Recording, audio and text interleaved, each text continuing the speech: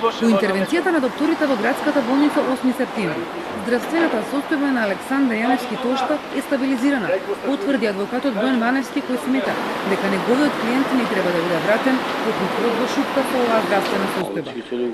На Тошта му се слоши и падна на подот во судницата, откако слушна дека изменетата обвиненија за него останува делото убиство во обид на претеникот Зедин Села. Не ми е јасно зошто мене ме судите за убиство. Зошто сум затворен? Затоа што сум основач на ВМРО? Кажете ми кој се јавил и од каде за да ме осудат за убиство. Можете и на бесилка да ме ставите. По ова се струпали во судницата. Неговите роднини од позадина извика дека има здравствени проблеми со срцето. Со брза помош беше однесен во болница. Претходно обвинителот Дарко Јакимовски го измени обвинението и се откажа од гонење на Сашо Сенков, кој уште денеска ќе излезе од шутка на слобода. Детелно образложи дека по анализата на сите докази, но особено со последната снимка од нападот на Села, Сенков не само што не го напаѓал Села, туку имал и заштитнички однос.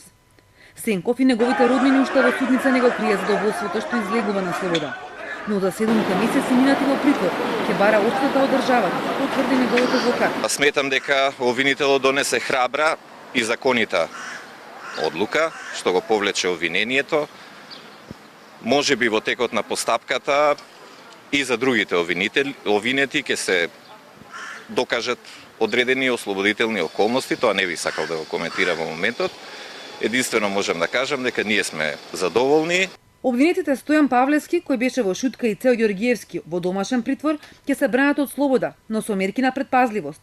Ова го побара самиот обвинител, откако за нив го промени делото од убиство во обид во насилство врз основа на сите докази. Адвокатот на Села се согласува со обвинителот дека за Сенков нема докази да му се суди. Што се однесува до другите обвинети, мислам дека за сите постојат факти и докази за нивната вмешаност во овој случај. На минатата расправа рековте дека е можно проширување на обвинителниот акт за други лица.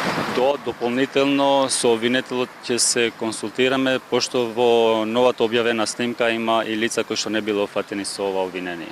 Судењето продолжува на 11 јуни. Во судница ќе седат 7 обвинети за убиство во обид на Села и 2 за насилство.